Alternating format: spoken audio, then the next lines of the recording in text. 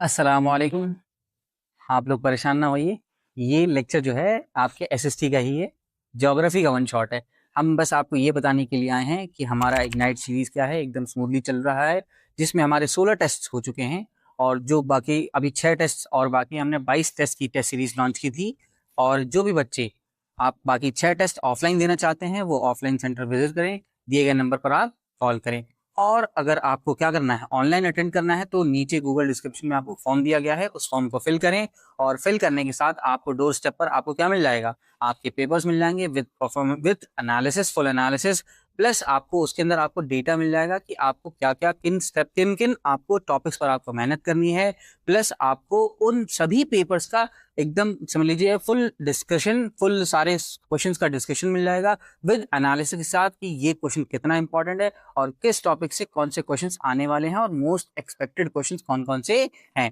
इसी के साथ हम अपना एक क्या नाम है 100 मोस्ट मतलब मोस्ट एक्सपेक्टेड क्वेश्चंस की एक सीरीज स्टार्ट करने वाले हैं, जो कि ऑल सब्जेक्ट्स का रहेगा। आपके मैथ्स के 100 क्वेश्चंस हम कराएंगे, जिसमें हमारा क्या है, जो उस 100 में से एटलीस्ट हमारे समझ लीजिए कि 30 में से आपके मतलब ये 50 प्लस तो आराम से 50% आराम से उसके क्वेश्चन आएंगे। ऐसे ही आपके सभी सब्जेक्ट्स के क्या रहेंगे, आपके मतलब मोस्ट एक्सपेक्टेड क्वेश्चंस की सीरीज स्टार्ट हो रही है। इसी के साथ साथ हमारे इंग्लिश की क्या रहेगी, इंग्लिश बैच का भी क्या हो रहा है, मतलब हमारा इंग्लिश का भी वन शॉट स्टार्ट हो रहा है, और जो कि बिल्कुल फ्री ऑन यूट्यूब होगा। और इस तब तक आप क्या करें, हमारे यूट्यूब चैनल को लाइक्स और सब्सक्राइब करें। ठीक है, चलिए आइए असफ सर से मिल लीजिए। और सबसे पहले तो भाई सॉरी सब लोगों को कि हमने ज्योग्राफी का एपिसोड लाने में, सॉरी सीसीसी का दूसरा एपिसोड लाने में इतनी देर कर दी, उसके लिए सबसे ज्यादा सॉरी आप सभी लोगों से। सर ने बता दिया कि हम सबसे मोस्ट एक्सपेक्टेड क्वेश्चंस भी लेके आने वाले हैं सारे सब्जेक्ट्स के। वो भी स्टार्ट होगा कब, एक बार हिस्ट्री का वन शॉट आ जाए फुल एंड फाइनल, उसके बाद स्टार्ट करेंगे आपके 100 मोस्ट एक्सपेक्टेड क्वेश्चन सीरीज। चलिए बिना किसी देरी के अब आगे बढ़ते हैं, स्टार्ट करते हैं हमारा आज का लेक्चर।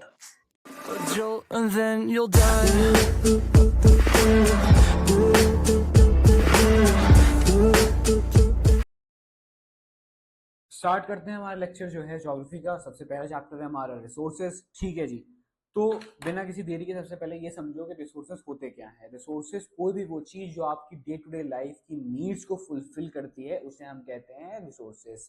ठीक है, कितने टाइप के रिसोर्सेज होते हैं, तीन टाइप के रिसोर्सेज होते हैं, sorry. First of all is your natural resource, फिर आपका ह्यूमन एंड ह्यूमन मेड। अब इसके अंदर कुछ क्लासिफिकेशन हैं, नेचुरल रिसोर्स के अंदर कुछ क्लासिफिकेशन हैं, वो समझो। पहला है आपका रिन्यूएबल रिसोर्स। रिन्यूएबल रिसोर्स वो जो रिन्यू हो सकते हैं, नॉन रिन्यूएबल रिसोर्स वो जो रिन्यू नहीं हो सकते। थर्ड है आपका फिर आप बायोटिक, वो रिसोर्सेज, वो नेचुरल रिसोर्सेज जिनके अंदर लाइफ होती है, प्लांट्स, एनिमल्स, ह्यूमन बींग्स। ठीक है, फिर आपका है ए बायोटिक। ए बायोटिक वो रिसोर्सेज, वो नेचुरल रिसोर्सेज जो कि रिन्यू नहीं, जिनके अंदर लाइफ नहीं होती। मटेरियल्स हो गए, मेटल्स हो गए, ठीक है, मिनरल्स हो गए। तो ये मेटल्स एंड मिनरल्स, और भी कई सारे एग्जांपल हैं। आगे बढ़ते हैं। सेकंड है आपका ह्यूमन, अभी इसमें का ह्यूमन मेड रिसोर्स। तो ह्यूमन मेड रिसोर्स सबसे पहले समझ लेते हैं। ह्यूमन मेड रिसोर्स जैसे नाम समझ में आ रहा है, कोई भी वो चीज जो इंसान बनाता है उसे आप कहते हैं human made resource. Human resource consist of what, your skill, knowledge, ability. ये क्या है, ये ह्यूमन रिसोर्स है। किसी इंसान के जहन की शक्ति जितनी होती है उसे हम ह्यूमन रिसोर्स कहते हैं। ह्यूमन रिसोर्स का डेवलप होना क्यों जरूरी है, ये बताओ मुझे। ह्यूमन रिसोर्स का डेवलप होना जरूरी इसलिए है, अगर ह्यूमन रिसोर्स डेवलप नहीं होंगे तो हम नेचुरल रिसोर्सेज को प्रॉपर्ली यूटिलाइज नहीं कर पाएंगे, और ह्यूमन मेड रिसोर्सेज जो हैं वो इवॉल्व नहीं होंगे। अब कुछ ये देखो कि भाई कुछ फैक्टर्स होते हैं जो इफेक्ट करते हैं रिसोर्सेज को। रिसोर्सेज को कुछ फैक्टर्स इफेक्ट करते हैं, जैसे कि भाई कोई एक रिसोर्स है, वो विद टाइम जो है इवॉल्व होता जाएगा, डेवलप होता जाएगा। जैसे फॉर एग्जांपल आप एग्जांपल ले सकते हो, इसमें तो एग्जांपल दे रखा है, बट आप एग्जांपल लो कि भाई एक पेड़ था, ठीक है, उस पेड़ से एक सॉर्ट ऑफ पल्प निकलता था। ठीक है, अब वो पल्प निकलता नेचुरली प्रोड्यूस पल्प है, बट वो उस पल्प को किसी इंसान ने दिमाग लगा के विद टाइम प्रोसेस करते करते करते करते उस पल्प से क्या बनाया, उसने रबर बनाई। रबर से आज कितनी सारी चीजें बनती हैं, आप टायर आपका जो बनता है वो रबर से बनता है।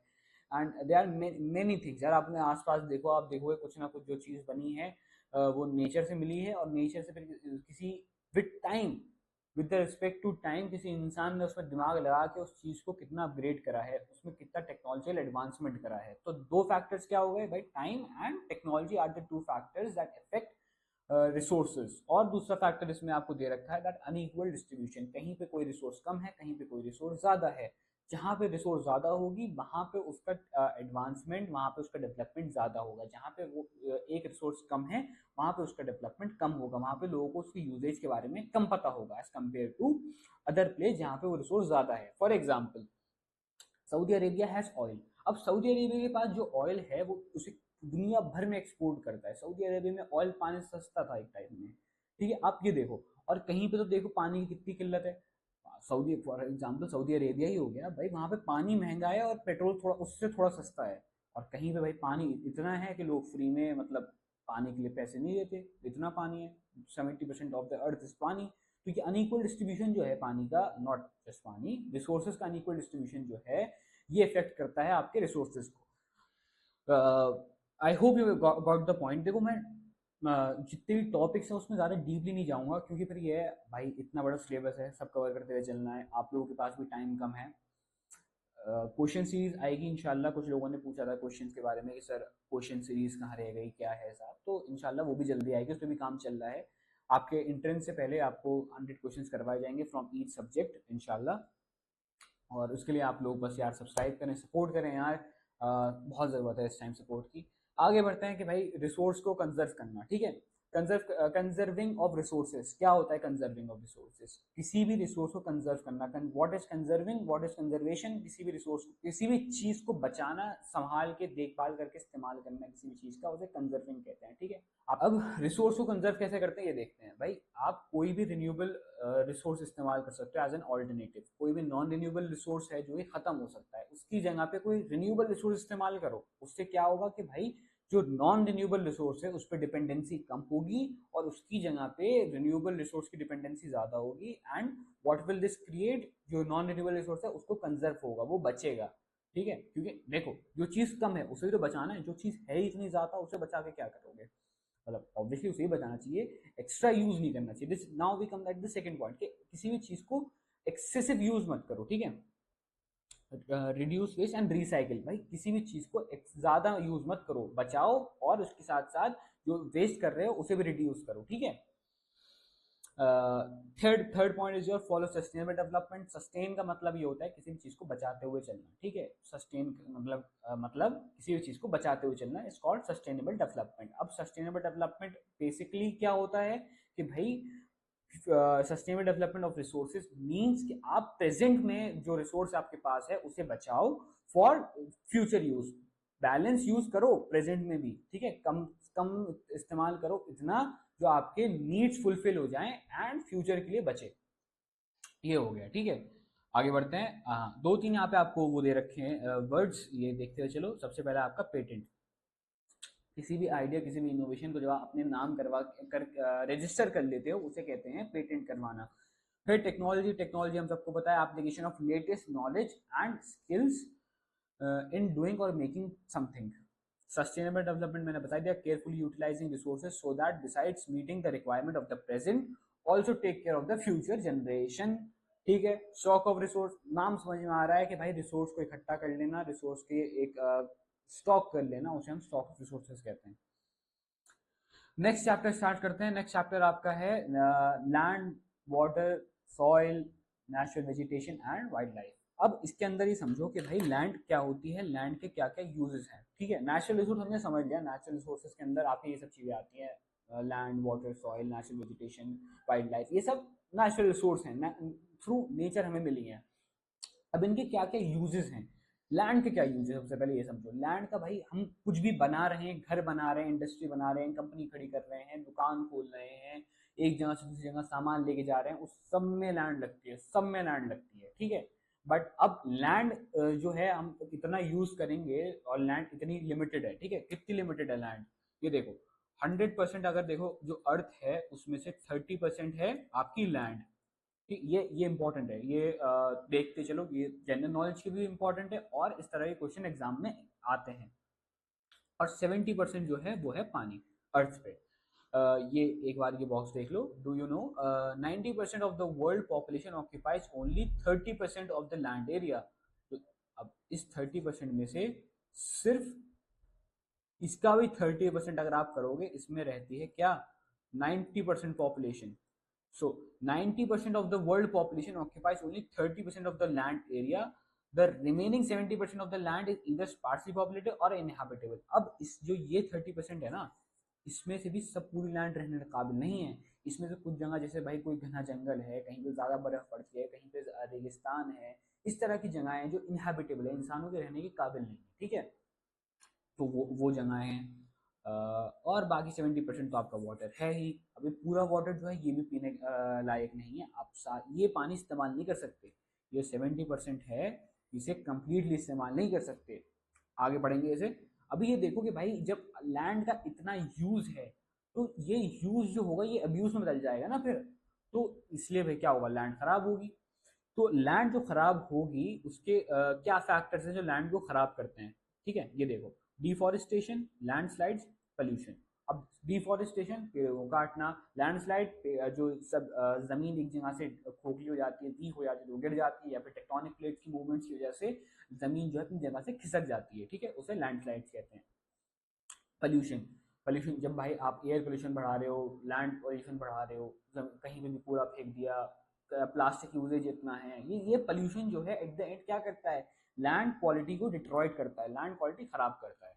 डिफॉरेस्टेशन समझो, डिफॉरेस्टेशन और लैंडस्लाइड क्यों खराब है भाई, आपने पेड़ काटा तो जमीन का इससे क्या लेना देना, है ना। तो इससे होता है आपका सॉइल इरोजन। सॉइल इरोजन क्या है डिटेल में भी आगे पढ़ेंगे, बस इतना समझो कि डिफॉरेस्टेशन से पहली चीज तो सॉइल इरोजन होता है, दूसरी चीज ये है कि भाई नहीं वो भी आगे पढ़ेंगे, ठीक है। डिफॉरेस्टेशन, पेड़ काटने से लैंड की फर्टिलिटी खराब होती है और लैंड की ओवरऑल क्वालिटी पे भी इम्पैक्ट पड़ता है। अब क्या फैक्टर्स हैं जो लैंड यूज को इफेक्ट करते हैं, भाई लैंड को आप इस्तेमाल कर रहे हो तो लैंड अच्छी होगी बुरी होगी, ये कौन से फैक्टर डिटरमाइन करते हैं, भाई एक कुछ तो नेचुरल फैक्टर है, कुछ ह्यूमन फैक्टर है। ह्यूमन फैक्टर्स क्या है कि भाई कितनी पॉपुलेशन है, ज्यादा पॉपुलेशन होगी ज्यादा लैंड का यूज पड़ेगा, कम पॉपुलेशन होगी कम लैंड का यूज पड़ेगा, ठीक है। टेक्नोलॉजिकल एडवांसमेंट, भाई जितनी टेक्नोलॉजी एडवांस होगी उतनी लोग इंसानों को जमीन की जरूरत पड़ेगी, भाई जहाँ पे रिसर्च ज़्यादा होगी वहाँ पे ज़्यादा लैंड की जरूरत पड़ेगी, जहाँ पे रिसर्च कम होगी या फिर नॉट जस्ट रिसर्च ओनली, भाई जहाँ पे भी डेवलपमेंट ज़्यादा होगा, टेक्नोलॉजी का आप ऑल्टरनेटिव यहाँ पे ले सकते हो डेवलपमेंट के तौर पे, ठीक है, डेवलपमेंट। या फिर एक वर्ड होता है विच इज़ योर अर्बनाइजेशन। अब आप लोग खुद देखिए, आपका होमवर्क है कि भाई अर्बनाइजेशन क्या होता है, ठीक है। अर्बनाइजेशन क्या होता है ये आपको खुद देखना है। जब ये चीज़ें बढ़ेंगी, ह्यूमन पॉपुलेशन बढ़ेगी, अर्बनाइजेशन, टेक्नोलॉजिकल डेवलपमेंट, ये सब चीज़ें बढ़ेंगी, इससे क्या फर्क पड़ेगा कि भाई लैंड का यूज जो है और ज़्यादा होने लगेगा। अब कुछ है नेचुरल फैक्टर्स। नेचुरल फैक्टर देखो भाई, पहला है आपका सॉइल, सॉइल क्वालिटी कैसी है वहाँ की। दूसरा है आपका क्लाइमेट, भाई क्लाइमेट कैसा है। वाटर की भाई वहाँ पे पानी कितना अवेलेबल है, जहाँ पे पानी कम अवेलेबल होगा वहाँ पे सॉइल क्वालिटी जो है वो थोड़ी ड्राई होगी, लैंड जो है वो ड्राई होगी। जहाँ पे वाटर ठीक ठाक अमाउंट में होगा वहाँ पे लैंड जो है प्रॉपर होगी, मतलब उसकी जो नीड होगी जमीन लैंड की वो फुलफिल हो जाएगी वाटर से। जहाँ पे पानी ज़्यादा है वहाँ की लैंड, वहाँ की सॉइल जो है वो थोड़ी चिपचिपी, थोड़ी ढलढली होगी, ठीक है। इसके बाद देखते हैं कि भाई क्या सोल्यूशन है, अगर हमें लैंड को बचाना है तो उसके लिए क्या सोल्यूशन हैं। ज़्यादा पेड़ लगाओ और केमिकल यूज़ और ओवर ग्रेजिंग का इस्तेमाल कम करो। ओवर ग्रेजिंग, जो जानवर चरते हैं ना घास को, तो वो चीज़ ओवर नहीं होनी चाहिए भाई। आप जानवरों को खिलाओ, घास फूस खिलाओ, लेकिन ये है कि हम जो ज़्यादातर लोग होते हैं जानवर को चराते हैं, वो लोग जानवरों को खुला छोड़ देते हैं कि भाई खाते रहो खाते रहो। अब जानवर है ऑब्वियसली खाता रहता है, जब वो जो ग्रास होती है उसे प्लग करता है जानवर अपने मुंह से, तो उससे सॉइल इरोजन के चांस, सॉइल इरोजन जो है बहुत ज़्यादा बढ़ जाता है और पॉलिनेशन में भी फर्क पड़ता है उससे। अनदर थिंग कि भाई केमिकल यूज़ को कम करा जाए। केमिकल यूज़ जब हम कम करेंगे तो इससे ये होगा, जो आप केमिकल डालते हो, केमिकल फर्टिलाइजर का आप इस्तेमाल करते हो, पेस्टिसाइड्स का इस्तेमाल करते हो, तो जो सॉइल के नेचुरल बैक्टीरिया होते हैं ना, जो सॉइल को फर्टाइल बनाते हैं, वो भी उससे इम्पैक्ट होते हैं, वो भी उससे, उन्हें भी फर्क पड़ता है उससे, या तो वो खत्म हो जाते हैं या फिर ये है कि उनकी क्वांटिटी बहुत कम हो जाती है, ठीक है। Next is your soil. अब भाई ठीक है, सॉइल बनती है, सबसे पहले ये समझो सॉइल बनती है from a process called weathering, ठीक है। वेदरिंग क्या है कि भाई the breaking up of decaying, the breaking up and decay of expose rock by temperature changes, frost action, plants, animal and human activity. मोटे मोटे वर्ड से कंफ्यूज नहीं होना, सिंपल लेके चलना है। देखो इस वाले आपको ये जो आपको डायग्राम दे रखा है, ये देखो भाई, यहाँ पे आपको जो दे रखा है ना, ये जो पोर्शन है ये है पेरेंट रॉक का। पेरेंट रॉक क्या होता है? बड़े बड़े पोर्शन ऑफ रॉक्स होते हैं जो टूट के, जिनकी जब ये टूटते हैं, ठीक है, इनमें जब दरारें आती हैं, टूटते हैं, तब ये बनते हैं बेड रॉक। बेड रॉक जब और फाइन होता है तो उसके बाद वो बनते हैं सब सॉइल, और जब वो बिल्कुल टूट के टॉप मोस्ट लेयर पे आते हैं तब उसे कहते हैं टॉप सॉइल। ठीक है, इस पूरे प्रोसेस को, टूटने को ना, जब ये पेरेंट रॉक टूटता है, इसे हम कहते हैं क्या? वेदरिंग। इंपॉर्टेंट है भाई, लिख लो या याद कर लो अच्छे से। अब क्या फैक्टर्स हैं जो सॉइल की फॉर्मेशन को इफेक्ट करते हैं, या कौन से फैक्टर्स हैं जिनसे सॉइल फॉर्म होती है? सबसे पहले ये समझो भाई, रॉक्स। कौन से? Specifically parent rock. Parent rock क्या होता है ये आगे समझाएंगे। क्लाइमेट, भाई जैसा क्लाइमेट होगा वैसे वहाँ की सॉइल होगी। ठीक है, टाइम, आप जितना टाइम दोगे उतने ग्रेन्स जो है रिफाइन होते जाएंगे, उतनी सॉइल के इंटेंट जो है, सॉइल के अंदर की क्वालिटी जो है वो और इनहेंस होती जाएगी। कितना उस सॉइल के अंदर ऑर्गेनिक मैटर है, ये फर्क पड़ता है।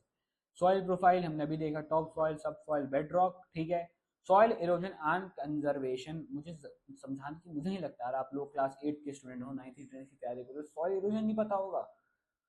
कोई नहीं, हम आपको समझाएंगे फिजिक्स फीवर में सॉइल इरोजन क्या होता है। भाई सॉइल इरोजन, जब जो सॉइल की टॉप लेयर होती है ना, सॉरी, सॉइल की टॉप लेयर होती है, उसके अंदर होते हैं सबसे ज़्यादा ऑर्गेनिक मैटर्स। ठीक है, अब जो बड़े बड़े पेड़ होते हैं, ग्रास होती है, जब आप इसे काट देते हो, ठीक है, तो ये सॉइल की टॉप लेयर एक्सपोज हो जाती है सब हवा के सामने, डायरेक्ट कांटेक्ट होने लगता है इंसानों से और विंड से, विंड प्रेशर से, क्लाइमेट से। सपोज करो बारिश हुई, तो बारिश की वजह से क्या होगा? ये सॉइल उड़ जाएगी, डायरेक्ट कांटेक्ट में आएगी, इसको माइक्रो ऑर्गेनिज्म से फर्क पड़ेगा। इंसान आएंगे, इंसान इसके ऊपर जो है कि भाई चलेंगे फिरेंगे तो ये सॉइल जो है वो उड़ेगी, हवा चलेगी तो ये सॉइल उड़ेगी। तो ये है कि टॉप मोस्ट सॉइल जो होती है सबसे ज़्यादा फर्टाइल होती है। अब ये फर्टाइल सॉइल जो है ये क्या हो जाएगी? ये एक्सपोज हो जाएगी बाहर के उस इन्वायरमेंट से, और ये खराब होने लगी, डिट्रॉइट होने लगी, या तो ये उड़ जाएगी या फिर ये खराब होने लगेगी। तो this is called your soil erosion. अब इसे बचाने का तरीका क्या है कि भाई आप मल्चिंग करते रहो, सॉइल को जो है उथल पुथल करते रहो। सॉइल जो टॉप सॉइल पे है उसे उसे इसे ऐसे करके फिर आप बस थोड़ा अंदर की साइड कर दो, जो अंदर की सॉइल है वो उसे थोड़ा ऊपर ले आओ। ठीक है, तो this is your called mulching. इसके बाद है टेरेस फार्मिंग। भाई अलग अलग तरह की फार्मिंग प्रैक्टिसेस करो। टेरेस फार्मिंग एक इसमें से है कि भाई step on hills to stop soil erosion. भाई जब लैंड यूं है तो इसलिए हवा के इम्पैक्ट में ज़्यादा आ जाएगी।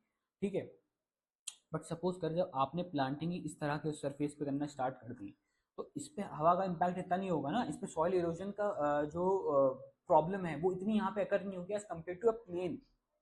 सेकेंड है भाई शेल्टर बेल्ट्स। भाई ट्रीज टू ब्लॉक विंड, वही वाली बात है, आप ट्रीज बना, इस तरह से बाउंड्री ट्रीज बना दो भाई। जस्ट अ सेकेंड, ट्रीज बनाओ कि उसके अराउंड के जो सॉइल है वो प्रोटेक्टेड रहे, जो आसपास की सॉइल है वो प्रोटेक्टेड रहे। वही एक एग्जाम्पल है। इसके आप जगह आप ये, इसकी जगह पे नहीं, इसके साथ आप ये ऐड कर सकते हो दैट एफॉरेस्टेशन। एफॉरेस्टेशन, ठीक है। इसमें और कुछ नहीं है, ये आप पढ़ ही लेना कि भाई 1 सेंटीमीटर ऑफ सॉइल की फॉर्मेशन में हजारों हजारों साल लगते हैं। ऑब्वियस सी बात है। कौन से फैक्टर्स हैं जो एक सॉइल की किस तरह की होगी उसे इफेक्ट करते हैं? सबसे पहले तो पेरेंट रॉक, जिस तरह का पेरेंट रॉक होगा उस तरह की सॉइल होगी। फिर क्लाइमेट जैसा होगा, फिर जितना टाइम लगेगा, जो वहाँ का रिलीफ होगा, मतलब जिस तरह के वहाँ की इन्वायरमेंट होगा, सराउंडिंग होगी वो, एंड वहाँ का जो फ्लोरा फोना माइक्रो ऑर्गेनिजम्स हैं वो।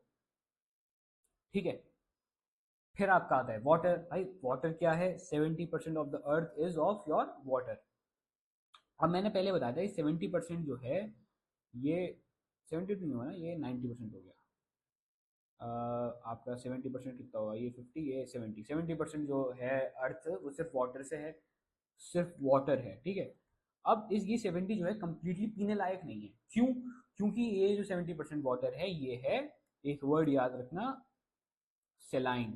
ये सेलाइन वाटर है, ये नमकीन खारा पानी है, ये आप पी नहीं सकते, या आप किसी भी और काम में नहीं ले सकते, ये इतना खारा है। Pollution is also reason nowadays कि भाई वो पानी इतना पोल्यूटेड है कि आप उसे डे टू लाइफ के कामों में नहीं इस्तेमाल कर सकते। बट टॉप मोस्ट प्राइमरी जो रीजन है वो ये है कि that ocean water is सेलाइन।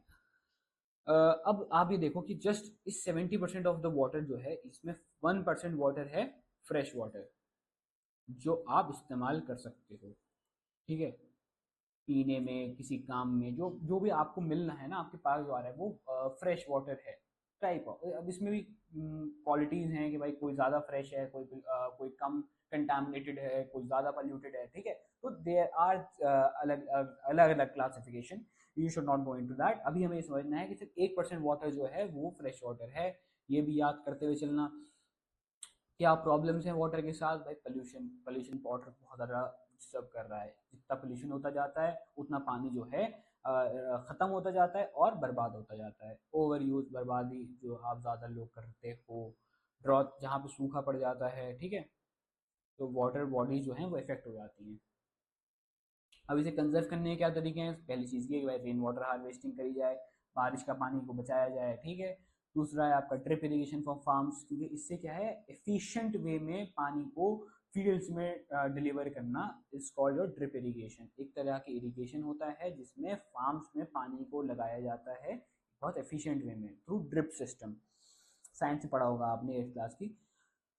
Lining canals to prevent seepage, ठीक है भाई, कैनाल्स को जो है उनमें लाइनिंग करी जाए जिससे ये है कि पानी बर्बाद ना हो सके, ठीक है। हाँ जी, ये एक काफ़ी, 1 मिनट इसे यहाँ से हटा लेते हैं। सेलाइन वाला पॉइंट जो है आप याद रखना, उस पर क्वेश्चन आ सकता है। एक ये वाला जो टॉपिक है ये भी बहुत इंपॉर्टेंट है, ये भी देखते हुए चलो। In 1975 the consumption of water for human use was 3850 cubic kilometre per year. 1975 में इंसान पानी कंज्यूम करते थे 3850 cubic kilometre. In the year 2000 it rose up to 6000 cubic kilometre cube per year. इतना राइज किया। ये हो गया आपका टोटल अराउंड, कितना हुआ ये 3850, अराउंड 55% हो गया, ठीक है, 55 पॉइंट समथिंग समथिंग परसेंट हो गया। इतना पानी जो है ये इंसान ज़्यादा कंज्यूम करने लग गए as compare to in the year 1975। 25 साल में इतना राइज आया। अब तो 25 साल और गुजर गए, अब सोचो ह्यूमन कंजम्पशन कितना ज़्यादा बढ़ गया होगा पानी को लेके। पानी कम होता जा रहा है, ह्यूमन कंजम्पशन बढ़ता जा रहा है, और मेजर रीजन टू वरी। बहरहाल आगे बढ़ते हैं। फिर आता है आपका natural vegetation and wild life. Vegetation आप प्लांट्स को कहते हैं, वाइल्ड लाइफ आप कहते हैं टू योर एनिमल्स। अब इनका एक दूसरा नाम है जो आप लोगों को पता है, flora, flora and fauna. Fauna कहते हैं वाइल्ड लाइफ को, फ्लोरा कहते हैं प्लांट्स एंड वेजिटेशन को, ठीक है। प्लांट्स का भाई क्या है? Plant gives oxygen, prevent soil erosion. Plants दो काम करते हैं भाई, प्लांट्स इन्वायरमेंट को भी बचाते हैं। कैसे? प्लांट ऑक्सीजन देते हैं, जो ऑक्सीजन कार्बन डाइऑक्साइड को लेते हैं, तो कार्बन डाइऑक्साइड एटमॉस्फेयर में कम रहती है। Second, soil erosion, soil erosion नहीं को रोकते हैं, सॉइल की भी फर्टिलिटी बनी रहती है, ठीक है। सेकंड, फिर आपका प्लांट्स भाई मेंटेन इकोसिस्टम बैलेंस। इकोसिस्टम क्या होता है भाई? Ecosystem is the chain of reaction जिसमें सब लोग आते हैं इकोसिस्टम में। इंसान भी आते हैं, प्लांट्स भी आते हैं, आपका पूरा एनिमल्स आते हैं। तो इन शॉर्ट जो आपका पूरा नेचर होता है वो उसे आप कहते हैं इकोसिस्टम। हवा, पेड़ पौधे, पक्षी, सब चीज़ें आपके इकोसिस्टम में आते हैं। तो एनिमल जो होते हैं वो इकोसिस्टम को बैलेंस रख के चलते हैं। अगर सपोज करो कि भाई आपने फूड चेन पढ़ी होगी प्रीवियस क्लासेस में, भाई फूड चेन होती है, अगर फूड चेन डिस्टर्ब होगी तो पूरे इकोसिस्टम पे फर्क पड़ेगा उससे, ठीक है।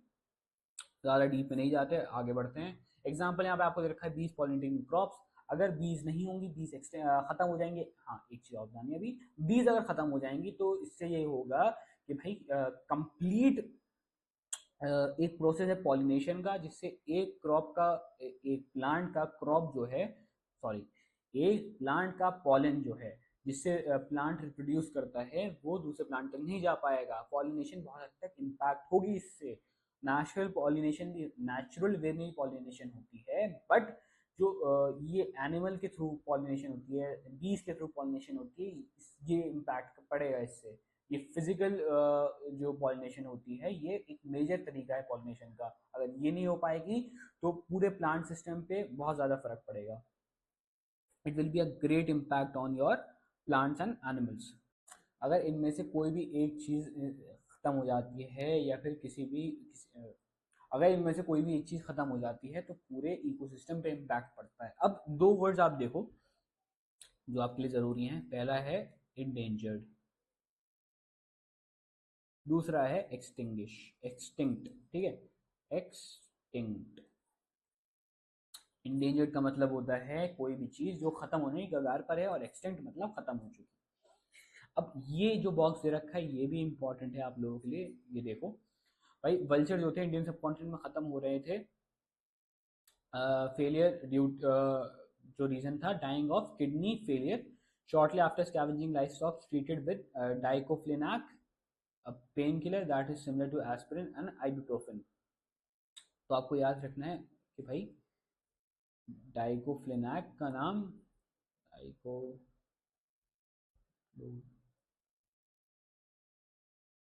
डाइक्लोफिनेक, और इसके बाद it was a painkiller that was similar to aspirin and ibuprofen. ये पूछा जाता है सवाल, ये बात पूछा गया था जामिया में।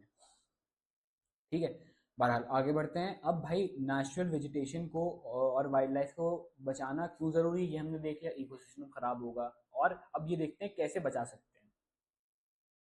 अच्छा, उससे पहले देखो क्या क्या थ्रेड्स हैं इनके लिए। थ्रेड से भाई अगर पोल्यूशन होता है तो नेचुरल वेजिटेशन वाइल्ड लाइफ पे फर्क पड़ता है। पोचिंग, भाई पोचिंग क्या होती है, जानवरों को इलीगली सप्लाई किया जाता है, मार के सप्लाई किया जाता है, इनको मारा जाता है एंड स्मगल करा जाता है। उनके अलग अलग पार्ट्स को स्किन काट के सप्लाई करी जाती है लेदर बनाने के लिए, इस तरह से। और deforestation obviously is a major threat to your vegetation. अब सोल्यूशन देखो भाई, सोल्यूशन क्या है, national parks, wildlife sanctuaries. National park और वाइल्ड लाइफ सेंचुरीज क्या करती हैं, ये एक रिस्ट्रिक्टेड एरिया है जिसके अंदर आप हंटिंग पोचिंग नहीं कर सकते, पेड़ वेड़ नहीं काट सकते। ठीक है, इनके अंदर ये इनका इलाका है बेसिकली, आप इसके अंदर इनके खिलाफ कुछ नहीं कर सकते। ये इनको प्रिजर्व करने के लिए एक जगहें बनाई गई हैं, wildlife sanctuaries, national park, biosphere, bird sanctuaries, ये सब जगह है। ठीक है। हाँ, एक वर्ड और देखो आप, बायोस्फीयर मैंने अभी नाम लिया, बायोस्फीयर। हाँ जी, बायोस्फीयर आप लोग देखना क्या होता है बायोस्फीयर, आप लोग कमेंट में लिखो, फिर हम आपको बताते हैं बायोस्फीयर क्या होता है। पॉज करो वीडियो और लिखो बायोस्फीयर क्या होता है।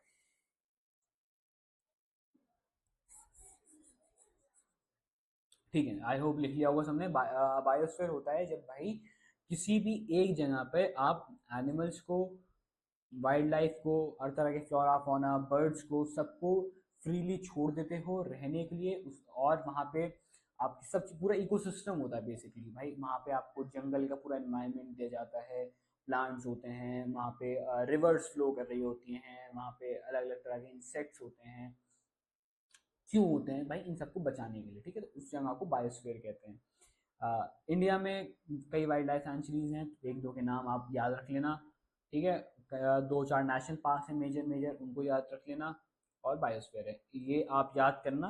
और इसी के बेसिस पे कुछ सवाल हम रखेंगे आपके टेस्ट सीरीज में। ठीक है, याद रखना, ये मैंने कुछ क्वेश्चन लीक कर दिए। बहरहाल आगे बढ़ते हैं। कुछ लॉज आए भाई, प्रोटेक्टेड एरियाज बनाए गए इनके लिए, और कुछ लॉज आए कि आप कहीं हंटिंग नहीं कर सकते, कोचिंग नहीं कर सकते, कंप्लीटली इलीगल है, और अगर आप ये करते हो तो बहुत स्ट्रिक्ट पनिशमेंट रखी गई है इसके लिए। फिर इसके बाद अवेयरनेस कैंपेन चलाया गया भाई लोगों के लिए, अवेयरनेस कैंपेन चलाया गया कि भाई जानवरों को नहीं मारना, जो प्लांट्स हैं उन्हें बचाओ, ये सब इस तरह के अलग अलग कैंपेन चलाए गए। एक मेजर था वन महोत्सव, ये आप याद रखना। वन महोत्सव बेसिकली सेलिब्रेटिंग द फॉरेस्ट, ये मतलब हुआ इसका। आगे बढ़ते हैं।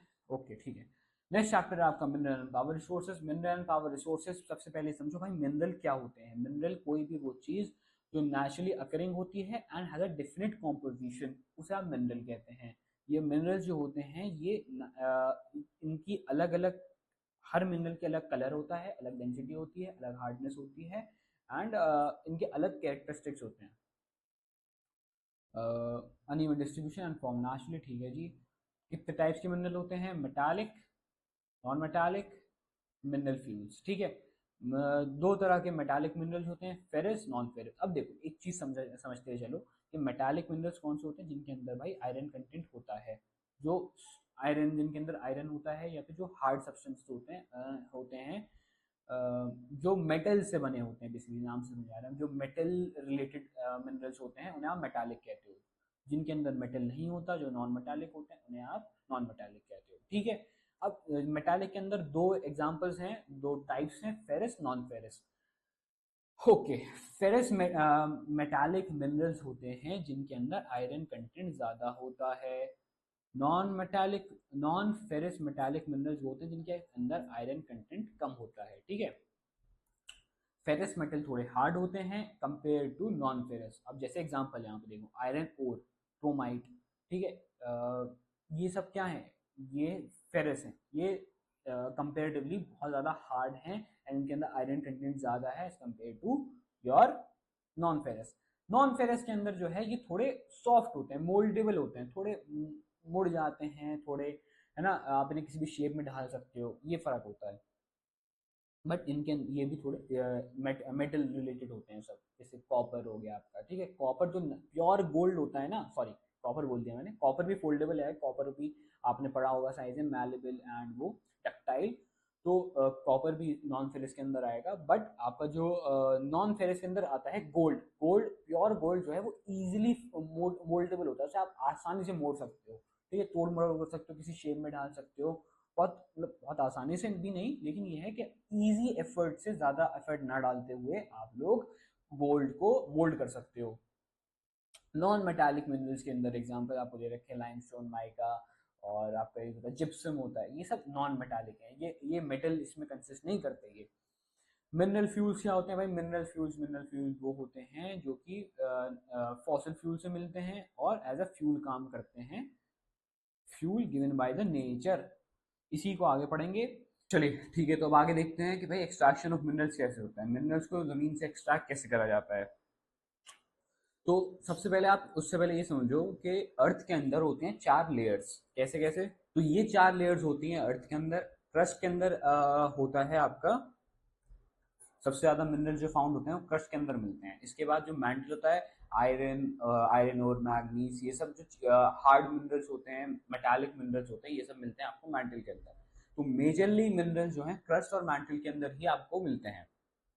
अब ये समझो कि तीन तरह की माइनिंग एक्सट्रैक्शन होता है, तीन तरह से मिनरल्स को एक्सट्रैक्ट किया जाता है। सबसे पहला है माइनिंग।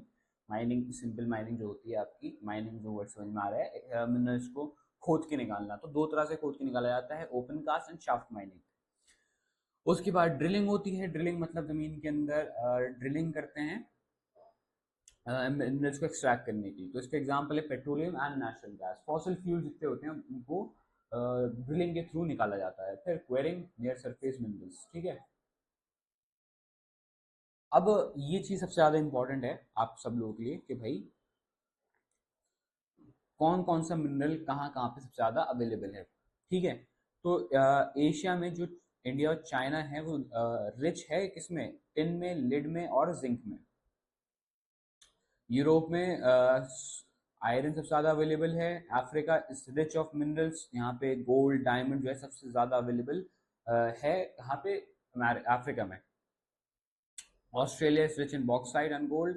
एंड अंटार्कटिका में कहा जाता है कि यहाँ पे बहुत सारा फॉसिल फ्यूल्स हैं ज़मीन के अंदर अंटार्कटिका में, बट क्योंकि अभी तक इस पर कोई वहाँ पे अलाउ नहीं है बेसिकली आपको माइनिंग करना, ड्रिलिंग करना आप अलाउड नहीं है। अगर आप ड्रिलिंग करोगे तो उससे अर्थ के इकोसिस्टम में बहुत ज़्यादा फर्क पड़ेगा, तो वो इम्पैक्ट ना पड़े इसलिए वहाँ पे ड्रिलिंग करना अलाउड नहीं है। But it's predicted that there is lot of coal and petroleum in the surface of Antarctica, inner surface of Antarctica.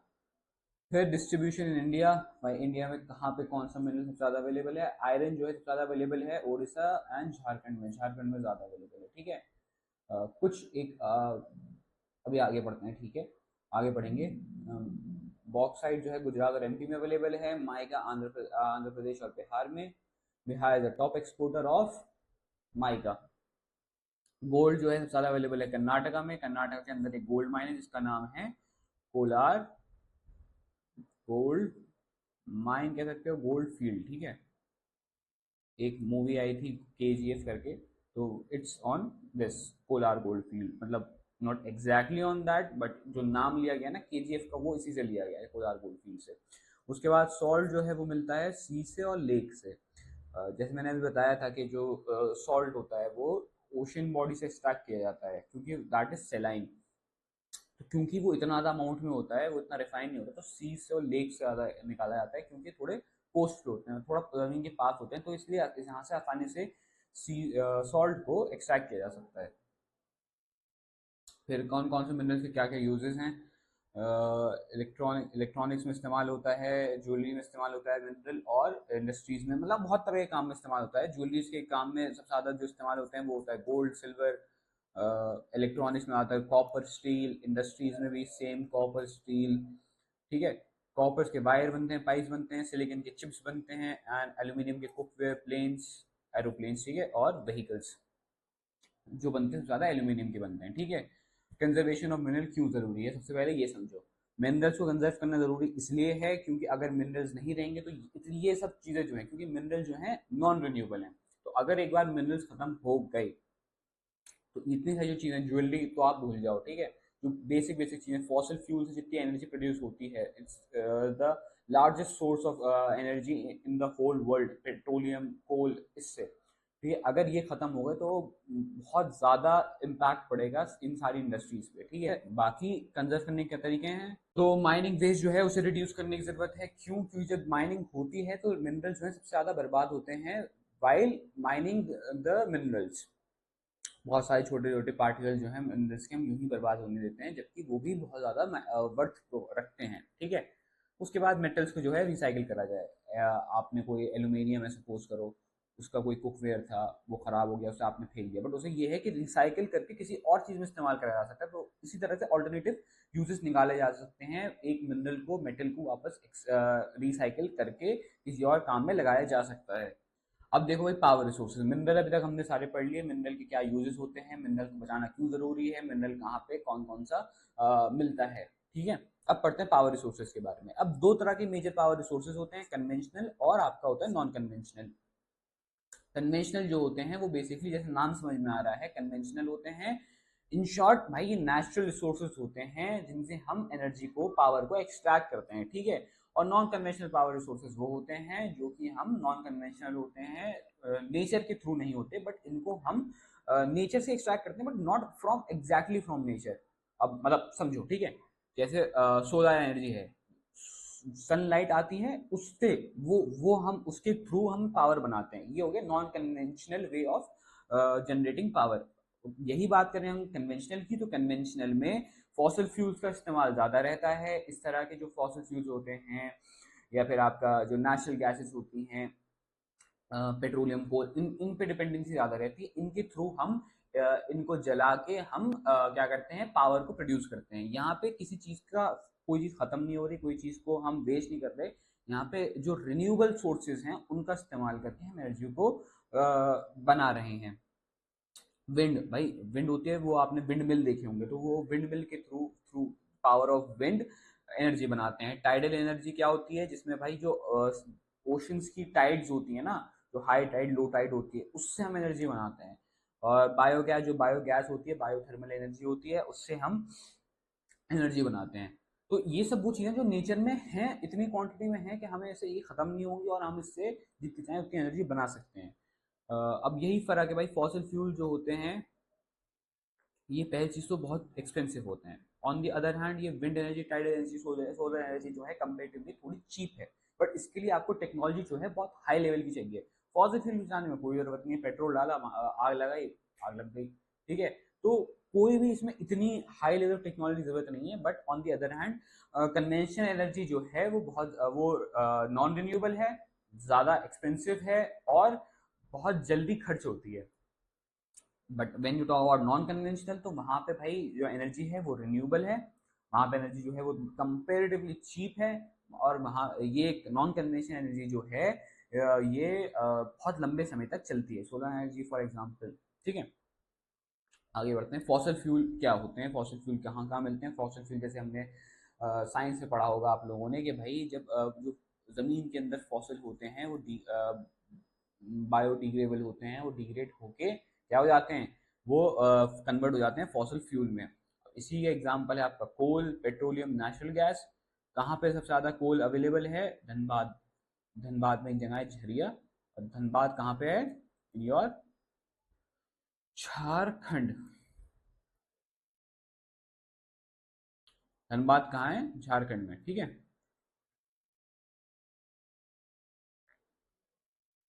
Petroleum कहाँ पे अवेलेबल है बहुत ज्यादा? बॉम्बे हाई में। यहाँ पेट्रोलियम देखो, अब दो चीज होती है पेट्रोलियम में, एक होता है पेट्रोल रिफाइनरी और एक होती है पेट्रोल एक्सट्रैक्शन। तो यहाँ पे बॉम्बे हाई में और दिग्बॉय, दिग्बॉय कहाँ है आपका? असम में। और Bombay high in obviously Mumbai. तो यहाँ पे पेट्रोल को एक्सट्रैक्ट करा जाता है जमीन के अंदर से, और फिर इंडिया में कई सारी ऑयल रिफाइनरीज हैं, ठीक है, जो ऑयल को रिफाइन करती हैं, पेट्रोल डीजल इनमें कन्वर्ट करती हैं, ठीक है। Largest oil refinery of your Reliance.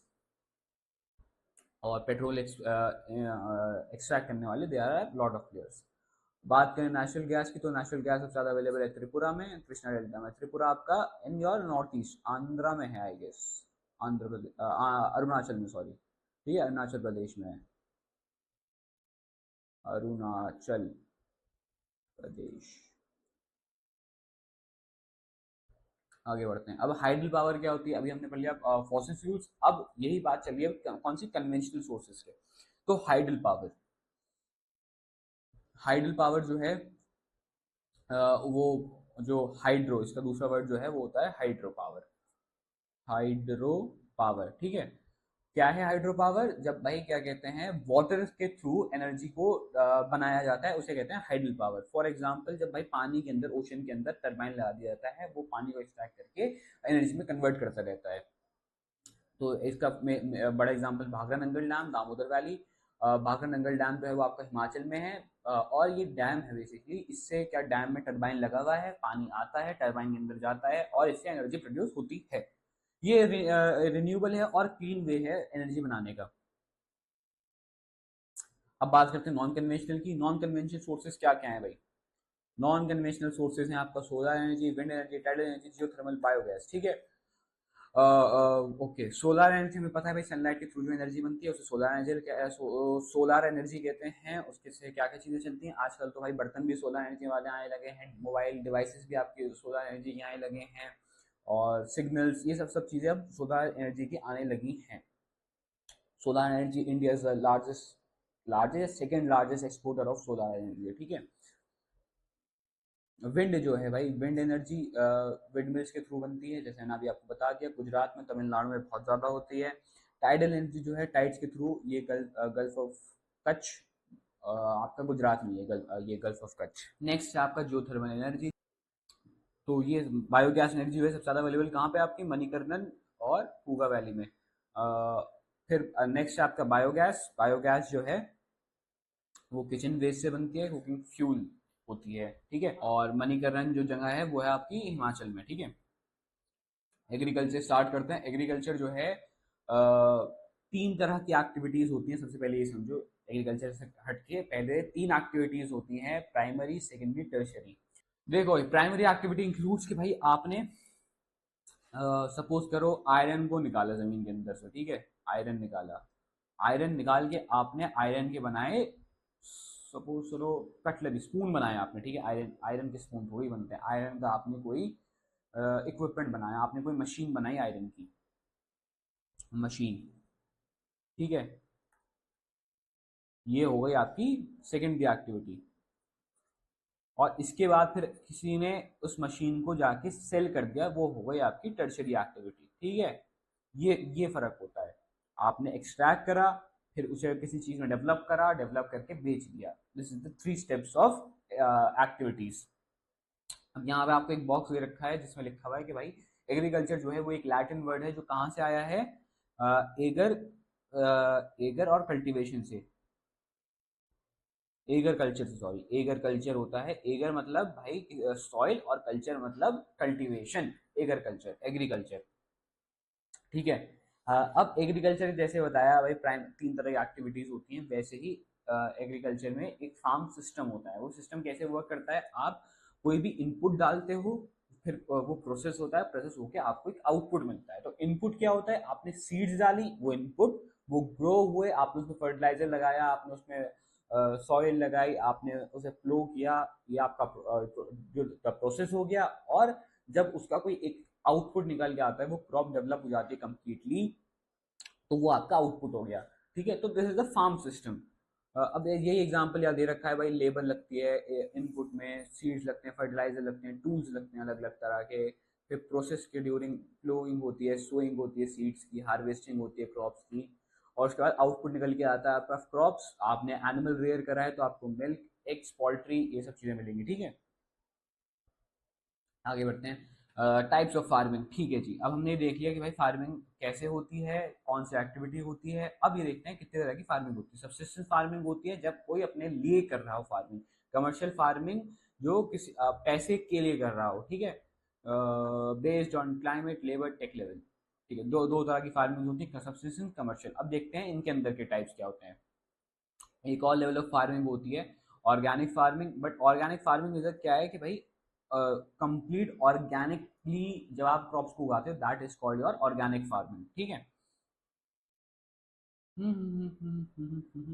ये दोनों के अंदर आ सकते हैं। आप कमर्शियली बेचना है तब भी, और पर्सनल यूज के लिए भी तब भी ऑर्गेनिक फार्मिंग हो सकती है।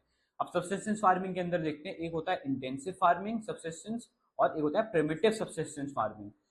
इंटेंसिव में क्या होता है कि भाई लेबर ज्यादा लगती है, मशीनरी पे डिपेंडेंसी कम रहती है, जैसे नाम समझ में आया। प्रिमिटिव के अंदर क्या होता है कि भाई शिफ्टिंग कल्टीवेशन की प्रैक्टिसेस करी जाती हैं, और नोमैडिक हर्डिंग होती है। नोमैडिक हर्डिंग मीन्स के मतलब जानवरों को पालना पोसना, और शिफ्टिंग कल्टीवेशन मीन्स के भाई स्लैश एंड बर्न एक्टिविटी।